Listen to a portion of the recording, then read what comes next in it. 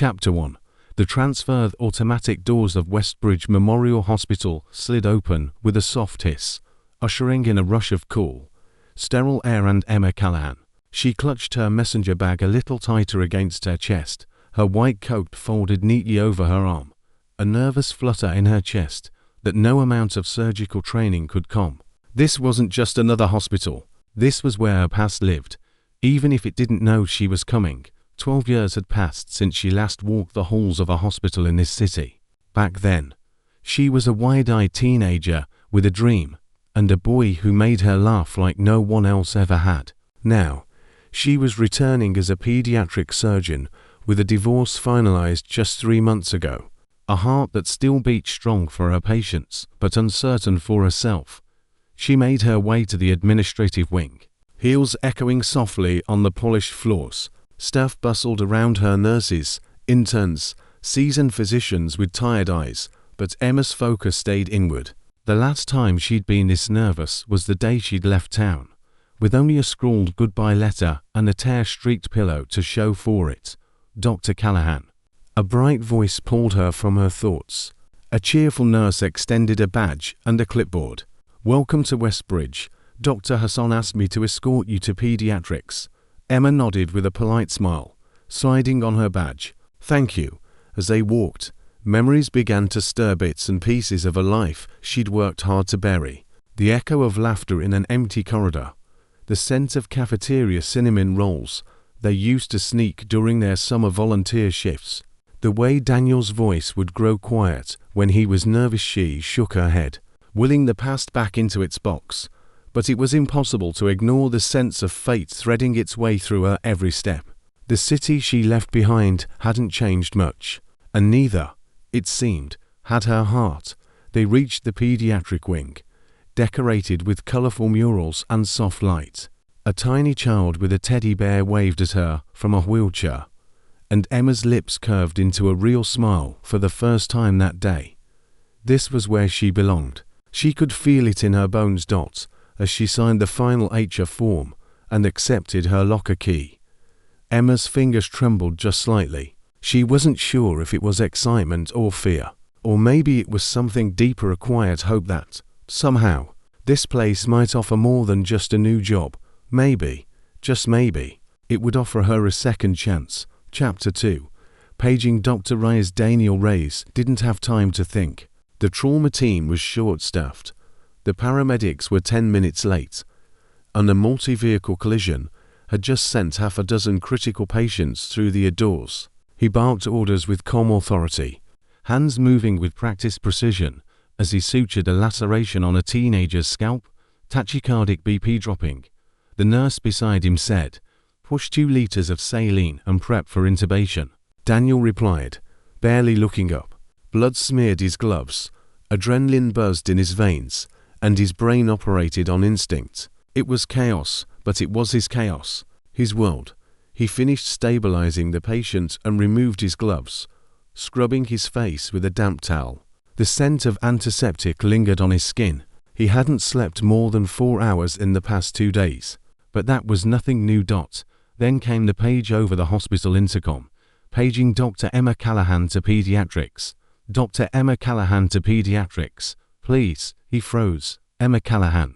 He hadn't heard that name spoken aloud in over a decade, but he would have recognized it in any crowd, any city, any lifetime. For a moment, the noise around him fell away. All he could hear was the echo of her name and the sharp ache it awoke in his chest. No, it couldn't be her. But Westbridge wasn't a common hospital for transfers, especially not impaired. And Emma, she had always dreamed of becoming a pediatric surgeon. He remembered how her eyes lit up when she talked about helping children, how she'd carry a notebook full of drawings and case studies even when they were just teenagers volunteering together. She used to hum when she studied. He could still hear it sometimes when he was alone in the on-call room. He tried to shake it off, busying himself with a chart. Coincidences happened. There had to be more than one Dr. Callahan in the world, right? Still, the next time the doors to the ER swung open, he looked up, half hoping, half dreading. She wasn't there. Not yet. He turned away and tried to focus. but something inside him had already shifted. A door cracked open somewhere deep within, letting in light he thought he'd shut out long ago. Emma Callahan, 12 years hadn't erased her from his memory. It had only made her more unforgettable. Chapter 3. A glance across the old scrub room was quiet, save for the soft rustle of surgical gowns and the hiss of running water. Emma pulled on her gloves, her focus locked on the routine of pre-op preparation. She'd read the emergency case file twice, already a young boy with internal bleeding, a playground accident. Time was critical. Emotions would have to wait. She pushed through the double doors into the operating room and immediately felt the shift in energy. Nurses moved swiftly, monitors beeped in rhythmic urgency, and the anesthesiologist gave a nod from behind his mask. But it was the surgeon standing at the head of the table that made her steps falter. His eyes met hers across the sterile light of the OR. For a heartbeat. Neither of them moved. Emma's breath caught. The years hadn't dulled the sharp line of his jaw or the quiet intensity in his eyes. His hair was slightly longer now, darker at the temples, and his presence filled the room just like it used to, steady, confident, magnetic. He was in full command, yet visibly taken aback. "Dr. Callahan," he said finally, his voice low and unreadable. "Scrubbing." She swallowed hard and nodded. Of course. The silence between them said everything the past 12 years couldn't. They worked seamlessly, as if no time had passed. Their hands moved in perfect coordination, scalpel, suction, clampers, though their instincts were still in sync. Emma focused on the boy's fragile body, but she felt Daniel's every movement beside her, as if their proximity had stirred something dormant in her skin. At one point, their gloved hands brushed when they both reached for the same instrument. A jolt shot through her, unspoken and undeniable. Daniel glanced at her from beneath his surgical mask, eyes lingering for a second too long. "Bleeding's controlled," she said, more to herself than to him. "Good catch," he replied softly. The surgery ended in success. As the team began cleanup, Emma stepped away from the table, her hands trembling ever so slightly. She pulled off her gloves and turned to leave, but Daniel's voice stopped her. "Emma," he said, his voice gentler now, "I didn't know you were back." She looked at him, unsure whether to smile or run. "Neither did I until last week," he nodded, a hint of something unspoken in his eyes. "Well, welcome to Westbridge," and with that, he turned back to the patient, leaving Emma standing there, heart pounding. The operating room was sterile, but everything inside her felt alive and exposed. For the first time in 12 years, she wasn't just remembering Daniel Reyes. She was looking right at him. Chapter 4. Old photos. New Wednesday afternoon lull in pediatrics was rare, and Emma took the opportunity to explore her new surroundings. She found the resident lounge tucked between two administrative wings, dimly lit and cluttered with coffee mugs, scrubs tossed over chairs, and outdated magazines. She wasn't looking for anything in particular, just a quiet corner to breathe. But then she saw it. A row of lockers lined the back wall, half open. Her new key matched one at the end, beside a locker that hung slightly ajar. Curiosity got the better of her. She stepped closer and spotted something taped to the inside of the door next to hers. A photo. Her breath caught. It was old and slightly faded, a snapshot taken during their volunteer summer at Mercy General. She and Daniel stood side by side, both in oversized scrubs, their faces flushed from laughter. She was pointing at something off camera, and he was looking at her, not the lens. That look so full of warmth and quiet affection pierced through her chest like a memory she hadn't let herself feel in years. She reached out and touched the edge of the photo gently, as if to prove it was real. "Didn't think anyone still had that," came a voice behind her. Emma turned sharply. Daniel stood in the doorway, a takeout cup in one hand, his expression unreadable. I didn't mean to snoop," she said quickly, backing away. He gave a small shrug and walked in, setting his coffee down. "It's fine. I kept it, I guess. I never really wanted to forget." Emma looked away, struggling to find the right words. "I didn't think you'd still have anything from back then." Daniel leaned against the lockers, arms folded, I didn't think he'd walk out of my life without saying goodbye. The words weren't cruel, just honest, and they hit harder because of it. Emma opened her mouth, then closed it again. What could she possibly say? That her parents packed up everything overnight, that the letter she left behind felt cowardly even as she wrote it, that she'd almost called him 100 times but never could. I tried, she said softly, to explain, but everything happened so fast, and I thought maybe it was better that way. Daniel let out a slow breath. For who? Silence filled the room, thick and fragile. Emma stepped back, her voice quieter. It wasn't better for me. Daniel met her gaze, then really met it, and for the first time, she saw the weight he still carried. Not anger, just ache. Me neither, he said. He didn't press her for more. Instead, he picked up his coffee and walked past her, brushing her shoulder gently as he left. Emma stood there, staring at the photo still taped inside the locker, her reflection blurred in the metal door. The past wasn't buried. It was waiting. Chapter 5. The wall between 𝐬𝐮𝐫𝐞 sat in the staff garden behind the hospital, a tiny patch of green surrounded by concrete. A single bench offered a moment of quiet, but peace was harder to find. Her fingers absent-mindedly traced the rim of her coffee cup as the late afternoon sun filtered through the leaves. It had been a week since she and Daniel reconnected in the OR, a week of professional smiles, clipped greetings, and carefully avoided conversations. They worked well together, too well, but beneath every interaction was a current of something unspoken, something aching. She wasn't sure if he wanted to talk, or if he just didn't know how. Truthfully, neither did she. The past sat heavy between them, made heavier by the baggage she hadn't expected to bring back. The bitterness of her divorce, the loneliness she carried like a second skin, the fear that even now, even after all these years, she didn't deserve another shot at happiness. "Is this seat taken?" came Daniel's voice, soft but direct. Emma looked up in surprise. He stood there in scrubs, a granola bar in one hand, the other tucked into his jacket pocket. His eyes searched hers, not demanding, just waiting. She shook her head. "No, sit." He settled beside her, the silence between them more comfortable than it should have been. "I've been meaning to ask," he said after a moment. "How have you been, really?" Emma gave a short laugh. "Do you want the polite answer or the messy truth?" "Messy," he said without hesitation. She looked down at her hands, picking at the paper sleeve on her cup. "I've been tired. Tired of starting over. Tired of pretending I'm fine when I'm not. My marriage fell apart, and I let it because I stopped believing in it. I moved here to escape, hoping this hospital, this job, would give me something steady, something that felt like mine again." Daniel was quiet, his thumb brushing over the edge of the granola bar wrapper. "And you?" she asked, turning to face him. "You never left?" He gave a small nod. "No, I stayed. Built a life here. Got close to something real a couple times, but," he trailed off, "no one ever made it past a certain wall I didn't know I'd built. Not until now." Emma looked at him then, her chest tightening. He continued, "You being here.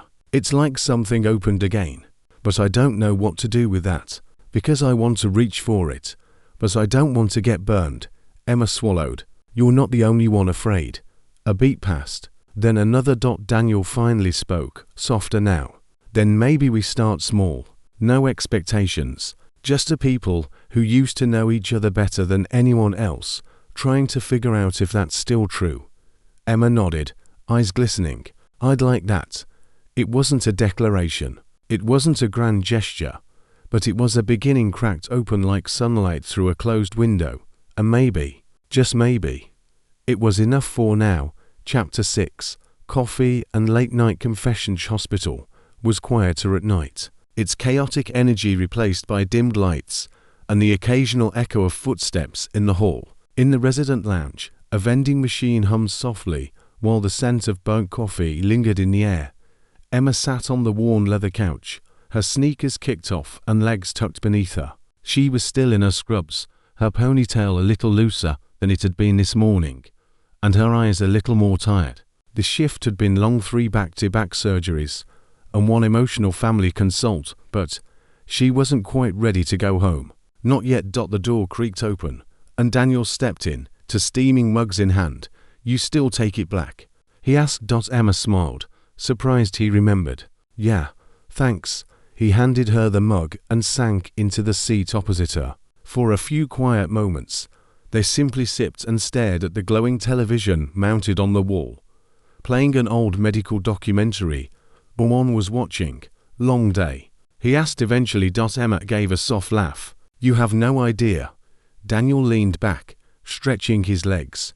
"Try me." She hesitated, then told him about her patient, a little girl who needed emergency surgery after an accident on the playground. "She was so brave," Emma said quietly. "But the look on her mom's face, it reminded me of why I do this, and also why it's so hard to stop thinking about them after they leave." Daniel nodded. "Some of them stay with you." Emma tilted her head. "Do they for you too?" He was quiet for a second. "Yeah, especially the ones I couldn't save." His words hung in the air, and Emma saw the shadows behind his usually calm expression. "Do you talk to anyone about it?" "Not really," he said. "I've always been good at compartmentalizing. You have to be in trauma, but sometimes I wish I weren't so good at it." Emma's heart ached for him, for the boy who used to open up to her about everything, and the man who now carried so much alone. She set her mug down. "You don't have to do that around me. Be okay all the time." Daniel looked at her, his gaze lingering. "And you don't have to be strong every second either." Something shifted between them. The distance that once seemed so wide now felt like the width of a breath. They talked for another hour about med school, their worst surgeries, the patients that taught them lessons they'd never forget. And then they talked about things beyond the hospital. Music, childhood memories, what they missed about being 17 and foolish.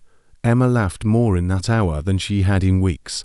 When the clock struck 2 a.m., Daniel stood, reluctant but tired. "We should probably get some sleep." "Probably," Emma said softly, not moving. He looked at her for a long moment, then offered a gentle smile. "Good night, Em." It was the first time he'd called her that in 12 years. Her heart fluttered as she whispered, "Good night, Danny." And as the door clicked shut behind him, Emma leaned back against the cushions, warmth blooming in her chest. Maybe it was the coffee, maybe it was the hour, or maybe, just maybe, it was the feeling of being seen again. Chapter 7. A child's smooth morning sun filtered through the large pediatric ward windows, casting a golden hue over the pastel-painted walls. Emma adjusted her stethoscope around her neck and scanned the patient chart in her hand. Room 4B, Lucas Martin, age 6, diagnosis, appendicitis. Surgery had gone well the day before, but today was about making sure his smile returned, because in pediatrics, healing wasn't just physical. Emma stepped into the room to find Lucas sitting up in bed, clutching a well-worn stuffed dinosaur and staring glumly at a tray of untouched eggs. "Dr. Callahan," he exclaimed, his voice small but excited. Emma grinned. "Hey, buddy. Feeling any better today?" He nodded, but his bottom lip wobbled. "My tummy doesn't hurt anymore, but I miss my dog." Emma's heart softened. "What's your dog's name?" "Gizmo," he whispered, eyes shining. "He sleeps with me every night." She sat on the edge of his bed, careful not to disturb his fall line. "You know what? Gizmo's probably waiting for you, with a big tail wag and a slobbery kiss." Lucas giggled softly. Emma pulled out a pen and a sticky note from her coat pocket. "How about we make Gizmo a get well soon card? You draw, I'll write." As Lucas started sketching his best dog on the sticky note, the door creaked open. Daniel stepped in, glancing over the chart in his hands. "Hey, Doc Reyes." Lucas CHIRPED. Daniel smiled. "Looking better, champ." He looked at Emma, something unreadable in his eyes. She met his gaze, then turned back to Lucas. "Look at this masterpiece," she said, holding up the dog drawing. "I think Gizmo would be proud." Lucas beamed. Daniel watched the interaction, his smile softening. It was the way she spoke to the boy, the gentleness in her tone, the genuine delight. she showed at his simple drawing. It reminded him exactly why he'd fallen in love with her all those years ago. She hadn't changed. If anything, the weight of the world had only made her heart more tender. Later that afternoon, as Emma walked through the ward with her clipboard, Daniel caught up to her in the hallway. "You were always good with kids," he said. Falling into step beside her. Emma glanced sideways. "They make it easy. They're honest, brave, and they don't pretend to be okay when they're not." Daniel nodded, thoughtful. "That's probably why they trust you so fast," she smiled. "Maybe. Or maybe they just like my dinosaur sticker stash." He laughed, the sound warm and genuine. "Still using bribery?" "Huh, it works," she said with a wink. They stood in comfortable silence for a moment, surrounded by the soft hum of monitors and the muffled laughter of young patients down the hall. "Emma," Daniel said suddenly, quieter this time, "I saw the way you looked at him, Lucas. That compassion, that spark. I used to think you'd light up a whole ward someday." Emma looked down, a blush rising to her cheeks. "Funny, I used to imagine you watching me do it." Daniel didn't respond, not with words, but the look in his eyes said enough. Something old was being remembered. Something new was beginning to take its place. Chapter 8. A Heart Under Pressure. The storm came without warning, first as a distant rumble, then a torrential downpour that sent patients and staff rushing through the emergency bay in drenched scrubs and soaked jackets. Emma had just finished her evening rounds when the overhead speaker crackled to life. Code yellow. Multiple trauma incoming. All available trauma staff to the ER. Emma didn't hesitate. She dropped her chart, grabbed gloves, and sprinted for the ER. The scent of rain and blood hung heavy in the air as ambulances screeched into the loading zone, one after another. A bridge collapse, commuters trapped, dozens injured. But none of that stopped Emma cold, like the voice she heard next. "Dr. Reyes, we've got an unstable patient in Bay 3, possible internal bleeding." Emma turned just in time to see Daniel, soaked to the bone and smeared with dirt and blood, helping to lift a stretcher out of the back of an ambulance. "What the hell were you doing out there?" she asked, rushing over. Daniel didn't answer right away. His eyes were focused, his hands steady as he barked orders. But there was something off. His movements weren't as sharp as usual, and he was favoring his left side. It hit her like a gut punch. "You're hurt." He shook his head. "It's fine. A piece of debris clipped me. I need to finish triage." "No, you need to sit down," she snapped, grabbing his wrist. Daniel winced. Emma's heart twisted. "You're bleeding." He finally looked at her. "Later, Emma." "Now," she said firmly, guiding him toward a nearby exam bed. He didn't resist. She cut through the soaked fabric of his scrub top and found a deep gash across his ribs, already bruising. Her hands worked quickly, cleaning, assessing, stitching, but her mind wasn't on the wound. It was on the sight of him lying there, pale, trying to be everyone's hero, while his own body screamed for help. "You didn't tell anyone," she murmured. He winced again, didn't want to slow anyone down. Emma met his gaze, her voice trembling. "You don't always have to carry it all, Daniel." "I know," he said quietly. "I just..." Old habits. When she finished the last stitch, she stayed by his side, her hand resting lightly on his. For a moment, there was only the rhythm of rain against the windows and the steady hum of machines. The storm inside her, one of fear, anger, and something deeper, raged just as hard as the one outside. "You scared me," she admitted, her voice barely above a whisper. Daniel turned to her, his expression soft. "You think I wasn't scared too? Not of the injury, of the idea that maybe I wouldn't get to see you again, that maybe I was too late." Emma blinked back tears. "You're not too late. You're here." He squeezed her hand gently. "And so are you." The trauma bay was still chaotic. Lives still needed saving. But for one fragile, suspended moment, Emma let herself breathe, because Daniel Reyes, bruised and stubborn, and very much alive, had reminded her just how much she still cared, and how close love could come to being lost if they let it. Chapter 9. And said goodbye as the day had finally slowed. A quiet settled over the hospital, the kind that only came after too much had already happened. Emma stood by the observation window of the pediatric wing, watching the city lights flicker in the distance. Her reflection stared back at her, tired, contemplative, full of questions she'd avoided for too long. Behind her, she heard the soft click of the door. "Emma," she turned. Daniel stood in the doorway, still in scrubs, his expression guarded, but open. There was no chart in his hand this time. No excuse, just him. Just the moment they'd both been circling around since the day she arrived. "I think we need to talk," he said gently. Emma nodded. "Yeah, we do."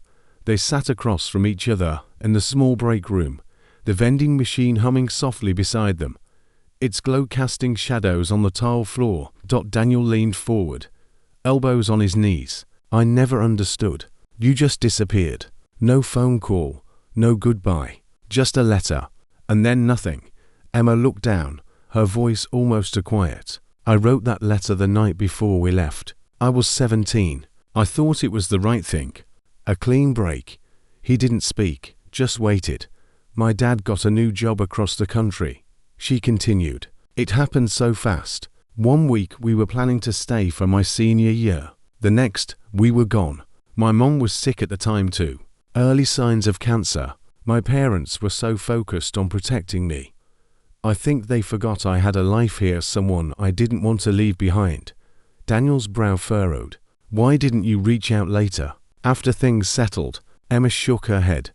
"Because I was scared. I thought maybe you'd moved on, or that reaching out would just make it worse. And then, time passed. Too much time. And the longer I waited, the more I convinced myself I'd ruined everything." He looked at her for a long moment, the pain in his eyes softening into something quieter. "You didn't ruin everything, but yet it hurt. You were the person I told everything to, Emma. And suddenly you were gone. No explanation, just silence." Emma blinked hard. "I never stopped thinking about you." Daniel leaned back, his jaw working. "And now," her voice trembled, "now I wonder if I deserve a second chance, with you."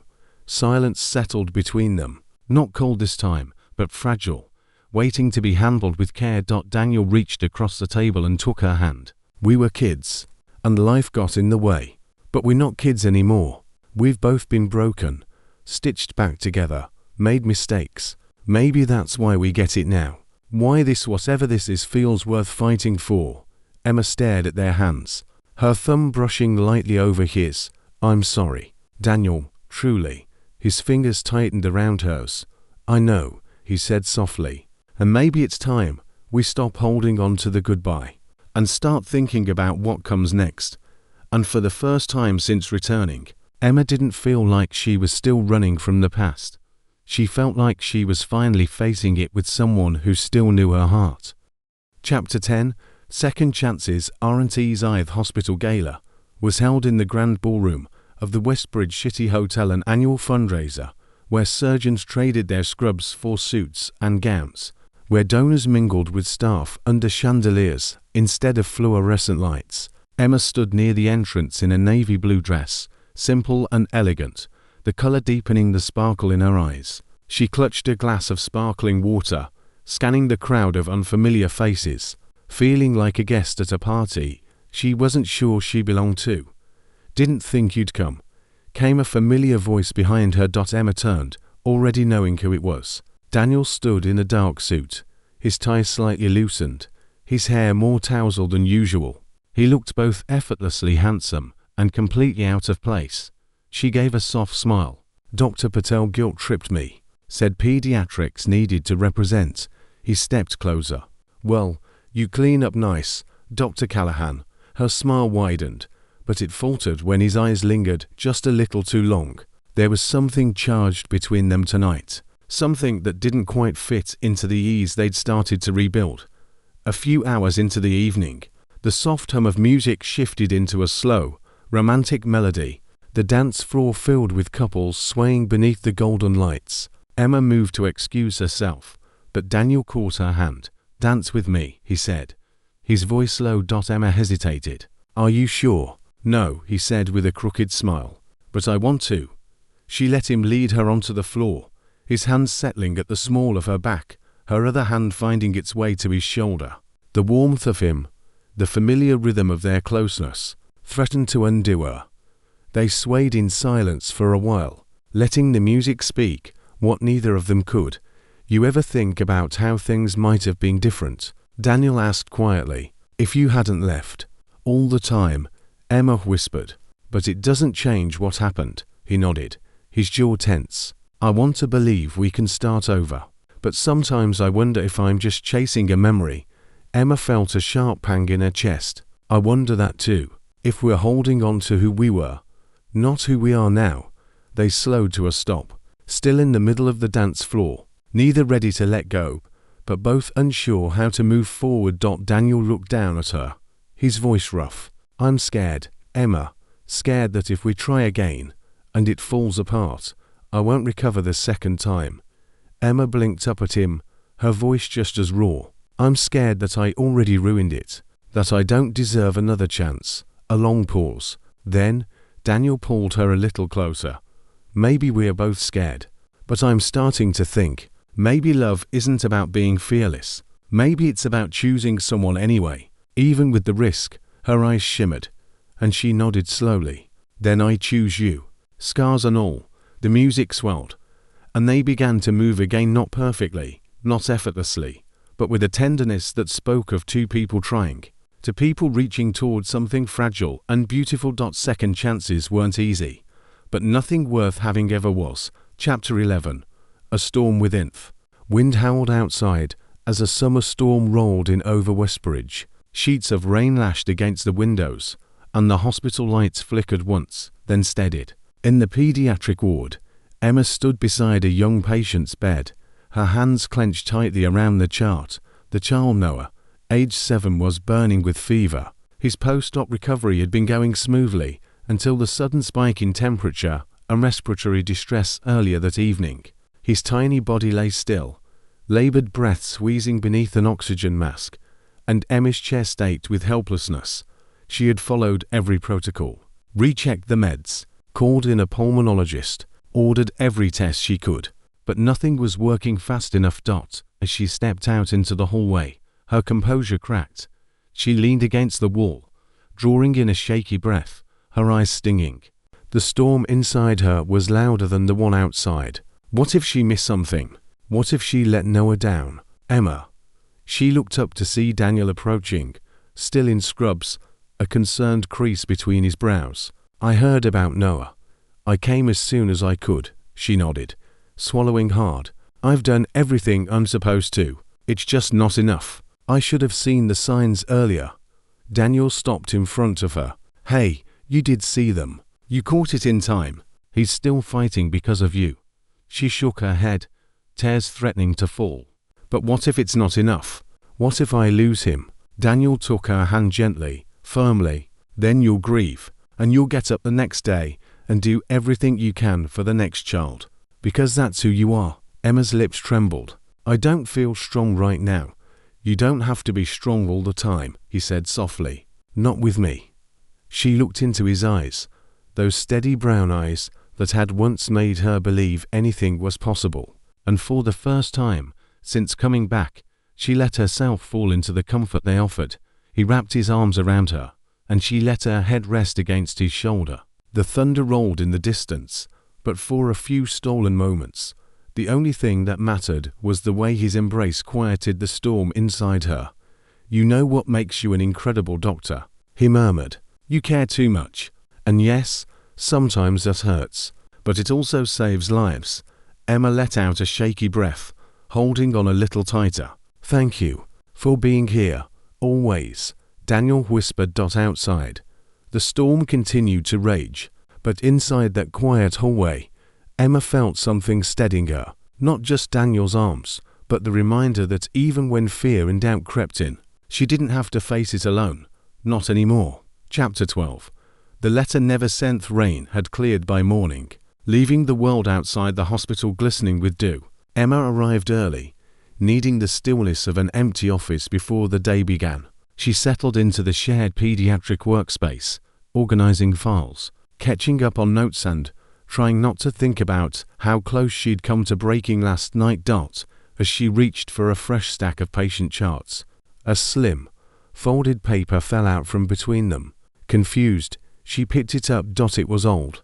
The edges yellowed, the ink faded, but still legible. Her breath caught. She knew this paper. Her name was written in her own 17-year-old handwriting. The fold creased exactly the way she remembered. It was the letter she had written to Daniel the night before she left, except this one had never been sent. Her heart pounded as she opened it with trembling fingers. Dear Danny, I don't know how to say goodbye, so I'm writing this instead. We're leaving in the morning. I didn't know until tonight. I thought I'd have time to tell you. Time to hold your hand one more time. Time to say I love you without ruining it. But now it's almost midnight and all I can do is hope you'll forgive me. Hope you'll understand someday. You were my best friend, my first everything. I'll never forget you. Love always. 𝐬𝐮 stared at the words, stunned. This letter, it wasn't the one she left behind. That one had been rushed, impersonal. This was the one she couldn't bring herself to give him. The one she kept hidden in her notebook for years, before finally throwing it away at least. She thought she had. The sound of footsteps pulled her from the memory. Daniel stood in the doorway, watching her with an unreadable expression. You found it. Emma looked up, her voice barely above a whisper. How do you have this? I found it in your old sketchbook, he said quietly, stepping inside. You left it at my house. After you left, I couldn't stop looking through your things, hoping for answers. That letter, it was buried between your drawings. I guess you didn't mean to leave it behind. She pressed the letter to her chest, tears burning in her eyes. I thought I threw it away. I was so scared. I didn't think I deserved to say those words. Daniel took a step closer. You did. You still do. I meant every word, she whispered. Even if I couldn't say them out loud. He nodded, voice thick. I know. And I held on to this for years, wondering if I'd ever see you again. Wondering if it still meant anything. Emma looked at him, really looked at the man who had waited longer than she had ever asked him to, who still carried pieces of her she had tried to forget. It means everything, she said. Daniel reached for her hand, his touch grounding. Then maybe it's not too late to write the next part together. Emma didn't speak. She just reached out and took his hand in both of hers. The letter still pressed between them, not lost, just waiting to be found. Chapter 13. 𝐼𝐸 trauma call came in. Just after midnight, a charter bus overturned on the highway. Multiple casualties. All rushed to Westbridge Memorial. Alarms blared through the air as the team sprang into action. Emma was already pulling on gloves when Daniel arrived at her side. Clipboard in hand, tension crackling in the air. 17-year-old girl. Suspected internal bleeding. The nurse called as a stretcher wheeled through. I'll scrub in, Emma said immediately. Daniel met her eyes. I'll assist. There wasn't time for hesitation. In the operating room, the lights were sharp, the tension thick. The patient's vitals were unstable, blood pressure dropping fast.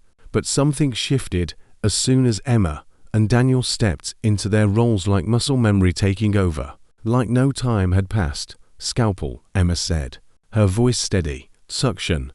Daniel followed. Anticipation in every movement. They worked seamlessly, communicating with just glances and half sentences, finishing each other's thoughts like they used to do during study nights long ago. Their hands moved in perfect rhythm, each decision made with a silent understanding. Bleeder found, Emma said. Clamp. Daniel handed her the clamp without being asked. The silence between them wasn't the kind that came from uncertainty. It was born from trust. Trust forged in shared history, and now rediscovered in the present moment. There was no room for fear, no space for unresolved emotion, only focus, only purpose. Together, they brought the girl back from the edge. When the patient was finally stabilized and wheeled into recovery, the adrenaline drained from Emma's body like air from a balloon. She leaned against the counter in the scrub room, wiping sweat from her brow. Daniel stood nearby, watching her quietly. That was, she began, incredible. He finished. They shared a breathless laugh, the kind that carried relief and something else, something blooming. Emma looked at him. It felt like we were back in sync. We never really lost it, he said softly. We just stopped believing it was still there. She studied his face, the curve of his smile, the light in his eyes. She felt something shift deep in her chest, a warmth, a certainty, a knowing. I forgot how easy it was, she said. Daniel stepped closer. It's never been easy, Emma, but with you, it's always been worth it. She didn't answer with words. Instead, she reached out and took his hand, her fingers slipping between his like they had done so many times in dreams she used to wake from aching. For the first time in years, their hearts weren't just remembering, they were beating in perfect sync. Chapter 14. Healing together. The hospital rooftop was quiet in the early morning, the city still hushed beneath a sky painted with the first hints of dawn. Emma stood near the railing, cradling a warm cup of coffee in both hands, her gaze fixed on the horizon. The chill in the air kissed her skin, but she didn't move, her thoughts deeper than the silence around her. Behind her, the door creaked open. Daniel stepped out, holding 2 muffins and a hesitant smile. You left the lounge before I could catch up. Emma glanced back, eyes soft. I needed air and space. He offered her the blueberry muffin she always used to pick from the hospital cafeteria. She took it with a grateful smile, and they stood there, side by side, looking out over the waking city. I've been thinking, she said finally, her voice quiet but steady, about who I was when I left, about what I ran from, and what I've carried ever since. Daniel said nothing, letting her speak. I spent so long believing I'd ruined everything, that leaving you, leaving us, meant I didn't deserve to come back to anything real. But now I'm starting to see it differently. Maybe I didn't ruin it. Maybe I just wasn't ready for it. He nodded slowly. And now, she turned to look at him, her expression open and vulnerable. Now I want to stop running. From my past. From what I feel. From you. Daniel's eyes shimmered in the golden light. Good, because I'm done hiding too. He took a breath, his voice rough with emotion. After you left, I told myself not to need anyone like that again. I buried so much, my hopes, my heartbreak, even my grief after my dad passed. I thought if I just focused on saving others, I wouldn't have to deal with the parts of myself that still needed saving. Emma's eyes widened. Daniel, I didn't know. He gave a small shrug. I never told anyone. Not really. But with you, I want to be someone who lets people in, who trusts love enough to try again. She stepped closer, touched his arm. You already are. Just being here with me, saying this, that's healing, Daniel. For both of us. They stood in silence for a beat, wrapped in the comfort of understanding. Then Emma spoke again, her tone lighter. So what happens now? Do we just pretend it's easy? Daniel chuckled softly. Not a chance. But we keep showing up. For each other. One hard day. One good moment at a time. She nodded, a tear slipping down her cheek. This time not from sadness, but from release. I can do that. He reached for her hand, threading his fingers through hers. So can I. As the sun broke through the clouds, casting warm light over the rooftop, they stood together, no longer weighed down by regret or fear. To people, no longer running, no longer hiding, just healing. Together. Chapter 15. Love. After all, the rooftop garden had never looked more beautiful. Twinkling string lights hung above the planters, casting a warm golden glow over the space. The air was scented with jasmine from the hospital's small flower boxes, and soft music played from a speaker tucked near the doorway. Emma stepped out, her steps slowing as she took in the scene. It had been a long week full of life saved, goodbyes said, and emotions neither she or Daniel had ever expected to share again. But now, under the stars and beside the hum of the city, something softer bloomed. Daniel stood near the edge of the garden, hands tucked into his pockets, watching her with a nervous smile that instantly warmed her chest. Is this you're doing? Emma asked, stepping closer. He nodded. Kind of. I had some help from the night shift nurses. Turns out they're hopeless romantics. Emma laughed, the sound light and free. It's beautiful. So are you, he said quietly. She stopped just in front of him, heart fluttering. Daniel. He reached into his jacket pocket and pulled out a small velvet box. For a moment, the world went still. I know we've only just found our way back. I know we're still figuring things out. Still healing. But, Emma, I've loved you since I was 16 years old, and every year since then, whether I wanted to or not." She blinked rapidly, breath-catching as he opened the box inside. A simple ring with a small, elegant diamond that sparkled in the garden lights. "I don't want perfect," he said. "I want real, messy, honest, ordinary days with you. The good ones, the bad ones, all of it. So I'm not asking for now, or soon, or even for a date unless you're ready. I'm just asking this.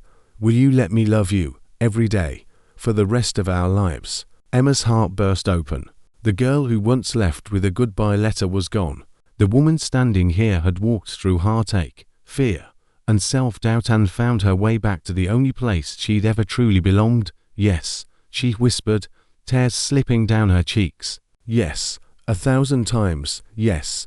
Daniel slipped the ring onto her finger, and as he leaned in, she met him halfway, their kiss tender and full of the promise they'd been waiting years to keep around them. The city moved on, unaware that on one quiet hospital rooftop, two hearts had come full circle. Not perfect, just love, after all.